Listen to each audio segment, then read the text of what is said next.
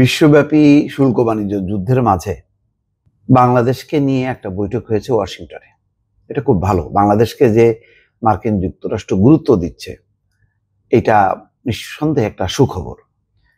এবং যুক্তরাষ্ট্র ওয়াশিংটনের সেই বৈঠকে বাংলাদেশের কাছে সুনির্দিষ্ট কর্মপরিকল্পনা চাচ্ছে। বাংলাদেশ কিন্তু একটা কর্মপরিকল্পনা নিয়েছে যে মার্কিন পণ্যের ব্যাপারে তারা কি কি ছাড় দেবে, আর বাংলাদেশের পক্ষ থেকে বাংলাদেশের যে পণ্য রপ্তানির ক্ষেত্রে যুক্তরাষ্ট্রের কি কি পদক্ষেপ নেওয়া উচিত, একটা পরিকল্পনা কিন্তু করছে।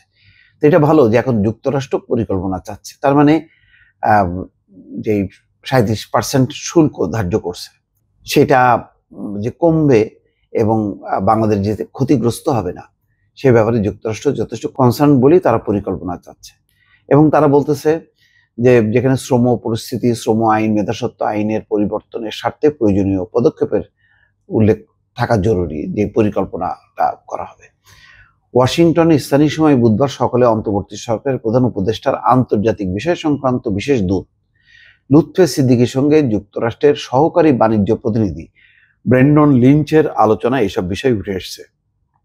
দুপক্ষের আলোচনায় লুৎফে সিদ্দিকী বাংলাদেশের এবং ব্রেন্ডন লিঞ্চ যুক্তরাষ্ট্রের নেতৃত্ব দেন। ওয়াশিংটন থেকে বাংলাদেশ দূতাবাসের প্রেস মিনিস্টার গোলাম মুর্তজা প্রথম আলোকে বলেন, যুক্তরাষ্ট্র আলোচনায় বাংলাদেশের প্রশংসা করেছে। মার্কিন প্রেসিডেন্ট ডোনাল্ড ট্রাম্প বিভিন্ন দেশের উপর পাল্টা শুল্ক আরোপের সিদ্ধান্ত নেওয়ার পর প্রধান উপদেষ্টা ডক্টর মোহাম্মদ ইউনূস 7 এপ্রিল মার্কিন প্রেসিডেন্টকে চিঠি দিয়েছিলেন। ওই দিনই বাণিজ্য উপদেষ্টা শেখ বশিরউদ্দিন যুক্তরাষ্ট্রের বাণিজ্য প্রতিনিধি জেমিসন গ্রিয়ারের কাছে চিঠি পাঠিয়েছিলেন। যুক্তরাষ্ট্রকে পাল্টা শুল্ক 3 মাস স্থগিত রাখার অনুরোধ জানিয়ে ওই চিঠি দেওয়া হয়।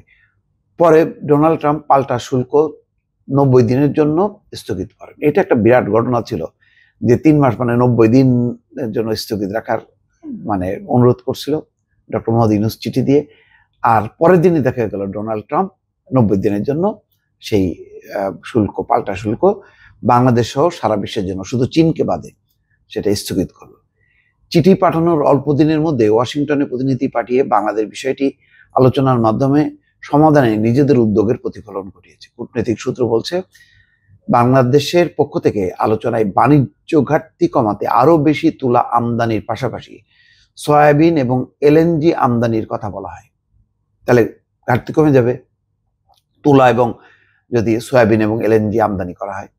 যুক্তরাষ্ট্র থেকে সরকারি এবং বেসরকারি পর্যায়ে পণ্য আমদানির প্রসঙ্গ আলোচনায় আসে। এই সময় যুক্তরাষ্ট্রের পক্ষ থেকে বলা হয়, এই মুহূর্তে পদক্ষেপ নিলে বাণিজ্য ঘাটতি একেবারে কমে যাবে সেটা কেউ আশা করে না, তবে বিষয়টি সুরাহার জন্য বাংলাদেশ দৃশ্যমান পদক্ষেপ নিচ্ছে, এটা নিশ্চিত করা জরুরি। এই জন্য বাংলাদেশ কি কি পদক্ষেপ নেবে এবং কিভাবে নেবে সেই সম্পর্কে সুনির্দিষ্ট কর্ম পরিকল্পনা দেখতে চায় যুক্তরাষ্ট্র।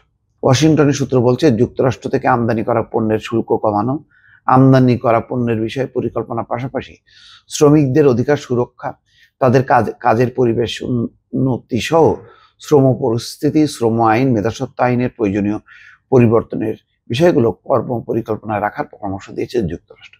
তার মানে যুক্তরাষ্ট্র বাংলাদেশের ব্যাপারে খুব অন্যায্য যে না আমাদেরকে এই সুবিধা দিতে হবে, বিষয়টা তেমন না। তারা বাংলাদেশেরও স্বার্থ রক্ষা করে একটা সমন্বিত একটা পরিকল্পনায় এগোতে চায়, যাতে বাংলাদেশকে তারা সবসময় পাশে পায়। এটা একটা ভালো উদ্যোগ, সুখবর যে ওয়াশিংটনে দুই দেশ বৈঠকে বসছে এবং মার্কিন যুক্তরাষ্ট্র একটা বাংলাদেশের কাছ থেকে একটা পরিকল্পনা, অর্থাৎ বাংলাদেশের চাওয়াটা কি, বাংলাদেশ কি করবে এই প্রেক্ষিতে, সেই বিষয়ে তারা জানতে চাচ্ছে এবং সেটা ইমপ্লিমেন্ট করার একটা তারা আশ্বাস দিচ্ছেন। দর্শক ভালো থাকবেন, আল্লাহ হাফেজ।